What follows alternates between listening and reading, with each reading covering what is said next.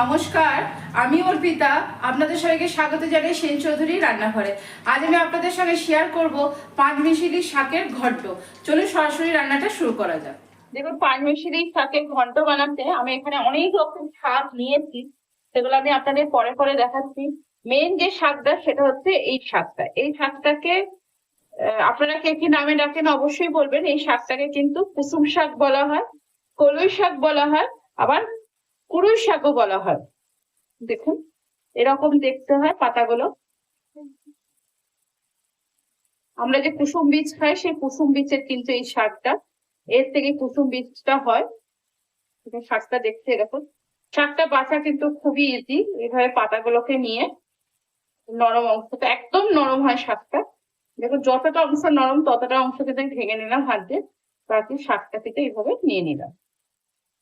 দেখুন, আমি শাকটাকে আগে থেকে এরকম কুচিয়ে রেখেছি, কারণ ধুয়ে তারপর আমি কোথায় সেটা আমি কুচিয়ে রেখেছি। আরো বিভিন্ন রকমের শাক লাগছে, আপনারা ভিডিওটা স্কিপ না করে প্রথম থেকে শেষ অবধি দেখতে থাকুন। আমি একে একে সমস্ত দেখাচ্ছি শাক। আর আমার মাছের মাথা, সেটা আমি ভেজে রেখে দিয়েছি আগে থেকে, একটু কাঁচা দিয়ে রেখেছি। চলুন এবার রান্নাটা শুরু করি। ধরুন, এখানে আপনারা দেখতেই পাচ্ছেন যে আলুটা আমি কিন্তু তেলে দিয়ে তারপর শুরু করছি। আলুটা আমি তেলে দিয়ে দিয়েছি, মাছ ভাজার তেলেই কিন্তু আলুটা আমি দিয়ে দিয়েছি। এবার আলুটার মধ্যে আমি দিয়ে দেবো একে একে সমস্ত ইনগ্রিডিয়েন্ট। দেখুন, আলুর মধ্যে প্রথমে আমি দিয়ে দিলাম পরিমাণ মতো হলুদ, আর দিলাম হচ্ছে পরিমাণ মতো নুন। এবার আলুটাকে আমি ভেজে নেব। দেখুন, মাছের মাথা বা মাছ ভাজা আগে আমি অনেকবার দেখিয়েছি, তাই এবারে আর দেখালাম না। আমি কড়াইয়ের তেলটাকে গরম করে তার মধ্যে যেরকম নুন দিই সেইভাবে নুন দিয়ে দিয়েছি। আর মাছের মাথাটা নুন হলুদ মাখিয়ে তেলটা যখন খুব গরম হয়ে গেছে তখন তার মধ্যে দিয়ে আমি ভেজে নিয়েছি। ভেজে তুলে নেওয়ার পর ওই তেলেই কিন্তু আমি আলুগুলো ভেজে নিলাম। দেখুন, আলুগুলোকে এইভাবে সাইড করে নিতে হবে। সাইড করে নিয়ে মাঝে তেলটাকে রেখে এবার একে একে আমি সমস্ত কিছু দিয়ে দেবো। এর মধ্যে প্রথমে আমি দিয়ে দিচ্ছি রসুন, গোটা রসুন। অবশ্যই আপনারা চাইলে এখানে খেতে রসুনও ব্যবহার করতে পারেন। আর আমি দিয়ে দিচ্ছি পেঁয়াজ, স্লাইস করে কেটে রাখা পেঁয়াজ। পেঁয়াজ, রসুন আর আলুটাকে আবার খুব ভালো করে নেড়ে নেবো। দেখুন, পেঁয়াজ রসুনটাকে আমি খুব সুন্দর করে আলুর সঙ্গে ভেজে নিলাম। এবার এর মধ্যে আমি দিয়ে দেবো এক এক করে শাক। এটা রান্না করতে কিন্তু আপনার এমন কিছু সময়ও লাগে না, এমন কিছু মশলাও লাগে না। দেখতে থাকুন প্রথম থেকে শেষ অবধি। প্রথমে আমি দিয়ে দিচ্ছি এখানে কলই শাক। আচ্ছা, কে কে আমার মতো কুসুম শাক বা কলই শাক, কুড়ুই শাক, যে যেটাই বলে থাকেন, এটা কে কে আমার মতো খান অবশ্যই কিন্তু কমেন্ট সেকশনে জানাবেন। এবং এটাও জানাবেন যে আপনাদের কাছে এই শাকটাকে কে কী নামে আপনারা ডাকেন। কলমি শাক দেওয়ার পর আমি দিয়ে দিচ্ছি এখানে কলমির শাক, একদম ঝিরিঝিরি করে কেটে রেখেছি কলমির শাক।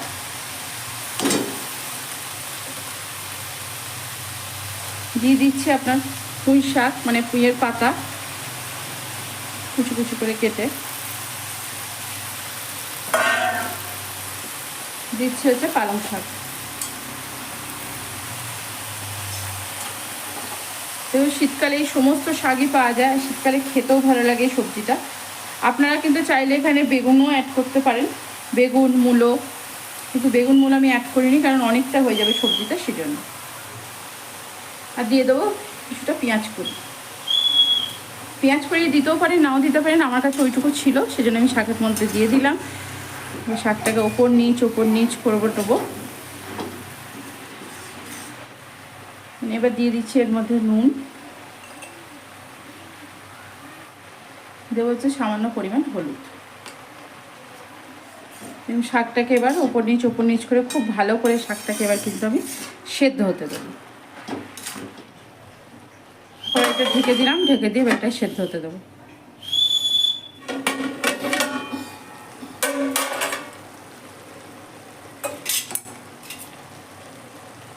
শাকের ঢাকনাটা খুলে দিয়েছি আমি। শাকটা প্রায় সেদ্ধ হয়ে এসছে।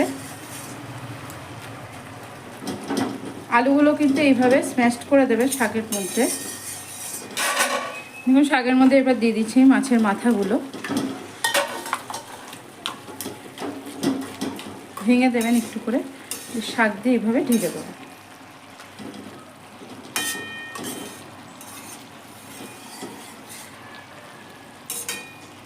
এর উপর থেকে দিয়ে দেবো কিছু কাঁচা লঙ্কা।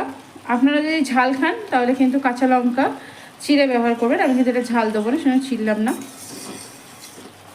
কিন্তু সবসময় তো তেল মশলা এত ভালো লাগে না খেতে, তো মাঝে মাঝে এরকম ধরনের সবজিও খুব খেতে ভালো লাগে, তো আপনারাও এইভাবে একবার বানিয়ে খাবেন। এবার আমি দিয়ে দেবো 1 চামচ বেসন, যেটা আমি আগে থেকে জলে গুলে রেখেছিলাম, সেই বেসন গোলাটা দিয়ে দিলাম এর মধ্যে।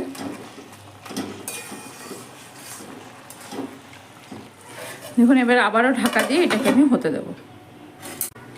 দেখুন শাকটাকে আমি অনেকক্ষণ ঢাকা দিয়ে রেখেছি, শুধু মাঝখানে একবার আমি নেড়ে দিয়েছিলাম। এবার আমি ঢাকাটা খুলে দিলাম, খুলে দিয়ে আবারও কিন্তু নেড়ে নেবো। দেখুন প্রায় আমার শাক কিন্তু রেডি হয়ে গেছে, কোনো মশলাও নেই, বেশি তেলও নেই। দেখুন রেডি হয়ে গেল আমার শাকের ঘন্ট। শাকটা কিন্তু ওই ঢাকা দিয়ে রাখার পর মাঝে মাঝে খুলে ঠিক এইভাবে নেড়ে দিতে হবে। যতবার নাড়বেন এইভাবে খুন্তিটাকে নিয়ে এইভাবে টেনে দেবেন, তাহলে কী হবে আলুটাও অনেকটা স্ম্যাশড হয়ে যাবে, সুন্দর মাখা মাখা হয়ে যাবে। দেখুন আমার একদম রেডি হয়ে গেল পাঁচমিশালি শাকের ঘন্ট। এবার এই শাকটাকে আমি একটা জায়গায় তুলে নেবো, আর এখানে একটা তরকা প্যান বসিয়ে দিলাম।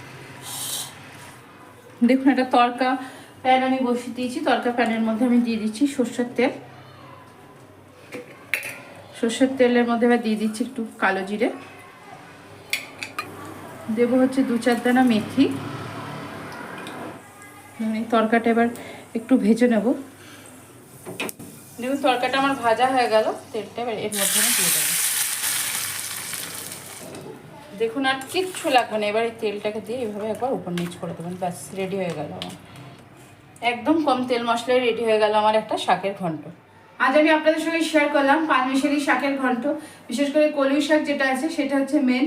তো আশা করি আমার ভিডিওটি আপনাদের ভালো লেগেছে। যদি আমার ভিডিওটি আপনাদের ভালো লেগে থাকে অবশ্যই লাইক শেয়ার কমেন্টস করতে ভুলবেন না। চ্যানেলটিকে অবশ্যই করে সাবস্ক্রাইব করবেন, চ্যানেলটিকে সাবস্ক্রাইব করার পাশে থাকবেন। আজ এখানেই ভালো থাকবেন, সুস্থ থাকবেন, আনন্দে থাকবেন, অনেক অনেক সুখে থাকবেন।